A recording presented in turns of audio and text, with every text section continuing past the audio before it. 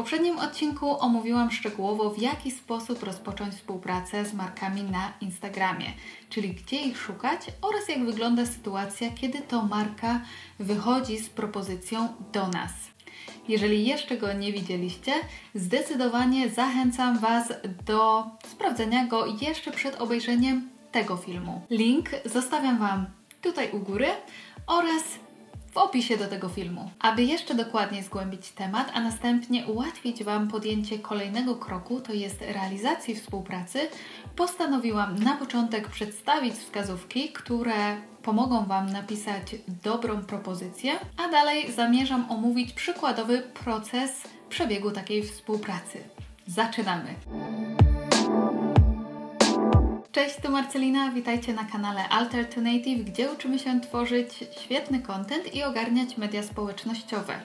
W dzisiejszym odcinku kontynuujemy temat współpracy na Instagramie, ponieważ odnoszę wrażenie, że nadal jest to raczej rzadko i bardziej ogólnikowo podejmowany wątek, a przecież na polskim Instagramie możemy zauważyć coraz więcej takich współprac. Przede wszystkim posty sponsorowane i reklamy chyba nikogo już nie dziwią. No i też myślę, że nie wywołują w odbiorcach może takiej trochę niechęci do twórców w stylu chyba się sprzedała czy sprzedał. Przynajmniej mam taką nadzieję, jeżeli chodzi o twórców, którzy są szczerzy ze swoją społecznością. A Wy co myślicie na ten temat? Koniecznie dajcie mi znać w komentarzu poniżej. Tak czy inaczej, skoro oglądacie ten odcinek, to albo jesteście w trakcie, albo zamierzacie podjąć współpracę. Zanim jednak przejdę do tego, jak może wyglądać jej przykładowy przebieg, zamierzam przedstawić Wam wskazówki na to, w jaki sposób napisać dobrą wiadomość lub maila do marki, z którą chcemy taką współpracę rozpocząć. I tutaj taka uwaga, niezależnie od tego, czy otrzymujemy od marek propozycje, czy nie, warto wyjść z inicjatywą i również takie propozycje wysyłać. A to dlatego, że być może nasza ukochana marka nie wie o naszym istnieniu, a współpraca z nią byłaby spełnieniem marzeń. Dlatego czas zakasać rękawy i wziąć sprawy w swoje ręce, napisać zatem wiadomość lub maila, obok którego nie da się przejść obojętnie.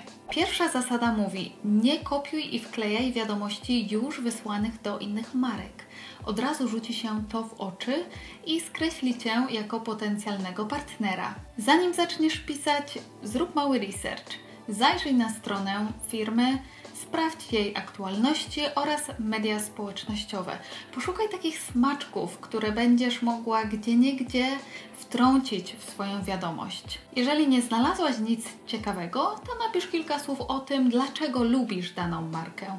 Być może podobają Ci się jej kroje, albo na przykład posiadasz już starsze modele czy produkty danej firmy. Nie chodzi o to, aby słodzić marce przez pół strony, ale jedno lub dwa zdania wyrażające przede wszystkim zainteresowanie i szacunek na pewno wywrą dobre wrażenie. W kolejnej części wiadomości lub maila skup się na tym, co możesz marce zaoferować. Wspominałam już o tym w poprzednim odcinku, dlatego krótko tylko przypomnę, że oprócz tych oczywistych liczb, statystyk i ilości followersów, możesz zaoferować marce swoje umiejętności, na przykład robienia świetnych zdjęć, pisania tekstów czy kręcenia filmów. I dopiero na końcu wiadomości przedstaw, czego oczekujesz w zamian. Nie bój się prosić o wynagrodzenie, jeżeli uważasz, że jest zasadne. Marki dobrze zdają sobie sprawę z tego, ile kosztuje reklama w mediach społecznościowych czy wynajęcie fotografa. Zanim jednak rzucisz randomową stawką, przemyśl dokładnie, ile czasu prawdopodobnie zajmie Ci przygotowanie materiału. Bo może na przykład będziesz musiała gdzieś pojechać, albo wynająć sprzęt lub akcesoria itd.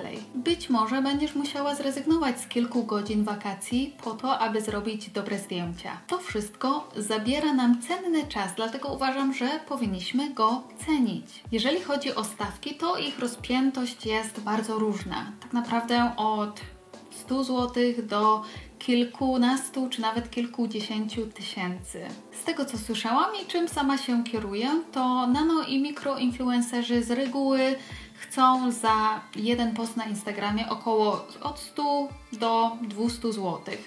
ale jak Ty wycenisz swoją pracę, zależy tak naprawdę tylko od Ciebie i wielu czynników z tym związanych, ponieważ jedna współpraca nie jest równa drugiej. A prawda jest taka, że im pewniej się czujesz, bardziej pasujesz do marki i im lepszy masz pomysł, tym o więcej możesz poprosić. Z drugiej strony nic nie stoi na przeszkodzie, aby propozycja opierała się na barterze.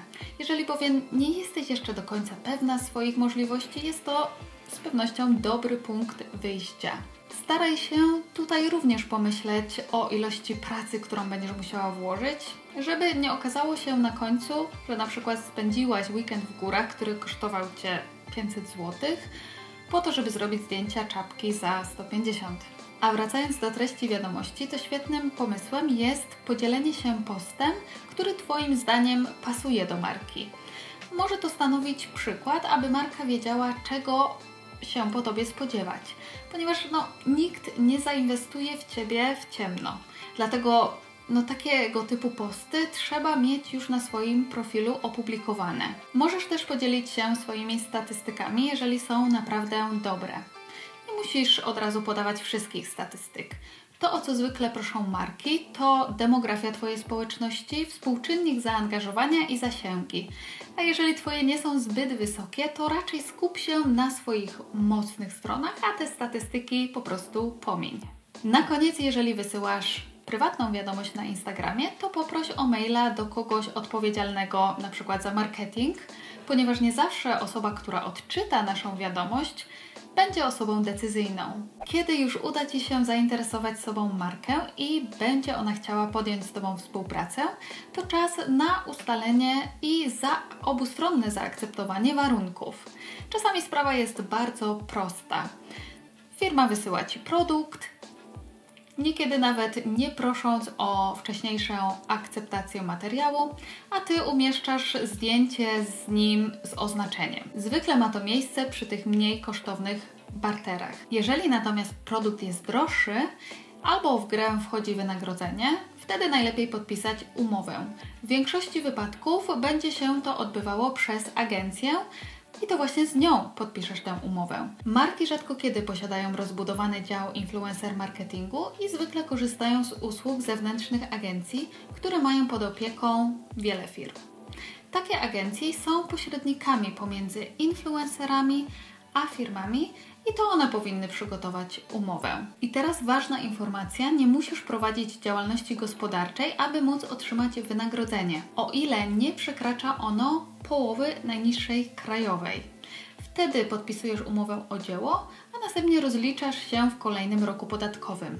Jeżeli natomiast posiadasz firmę, to najłatwiejszym rozwiązaniem jest wystawienie faktury VAT. Zawsze jednak warto skorzystać z pomocy i fachowej porady, jeżeli coś w umowie jest niejasne albo nie wiemy, jak się mamy z niej rozliczyć. Kolejny etap to ustalenie warunków, które zwykle są narzucone przez markę. Możesz otrzymać na przykład krótki brief z charakterystyką firmy, zestaw hashtagów i coś, z czym praktycznie zawsze się spotykam, to odpowiednie oznaczenia. Najlepiej od razu wypisać sobie wszystkie wymogi, które już zaakceptowaliśmy, żeby podczas publikacji o niczym nie zapomnieć. Zwróć uwagę na to, czy firma chce, aby ich produkt stanowił główny element na zdjęciu, czy nie. Zanim podpiszesz umowę, masz jeszcze szansę i możliwość negocjacji, więc jeżeli coś nie do końca Ci pasuje, śmiało pisz i postaraj się wyjaśnić, dlaczego nie chcesz lub nie możesz spełnić danego warunku. Pamiętaj, że nie musisz się na wszystko zgadzać.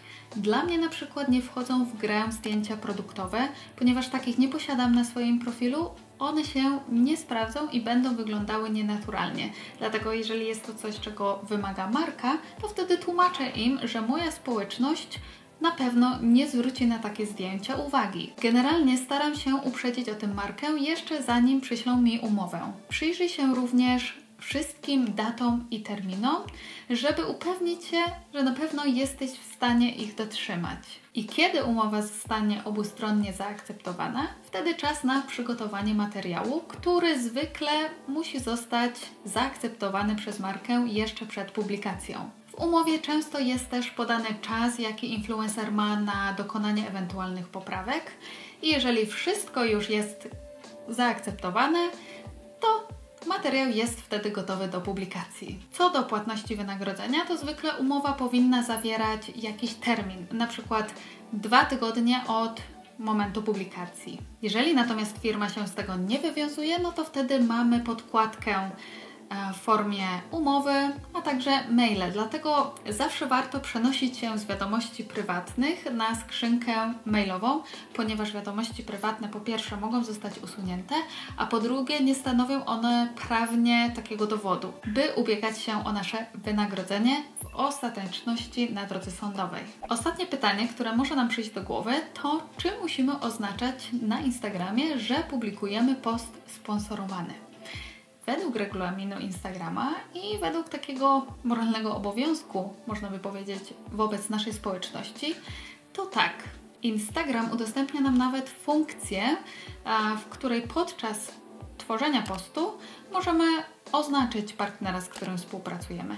Nie jest to jednak takie proste, ponieważ druga strona też musi się na to zgodzić, dlatego tego typu rzeczy lepiej ustalić już zawczasu. Łatwiej zatem napisać o tym w poście, ale można też zrobić to w bardziej delikatny sposób, czyli na przykład wstawić hashtag sponsored albo powiedzieć o tej współpracy na stories. A Wy co myślicie o oznaczaniu współprac? Czy twórcy powinni to robić, czy nie ma to dla Was większego znaczenia? Dajcie mi koniecznie znać w komentarzu poniżej. Liczę, że udało mi się przedstawić wszystko albo większość na temat współpracy na Instagramie w tym odcinku oraz w poprzednim. Jeżeli tak się stało i spodobał Wam się ten materiał, koniecznie zostawcie łapkę w górze i zasubskrybujcie mój kanał po więcej tego typu treści. Z mojej strony to już wszystko. Dziękuję za uwagę. Do zobaczenia. Cześć!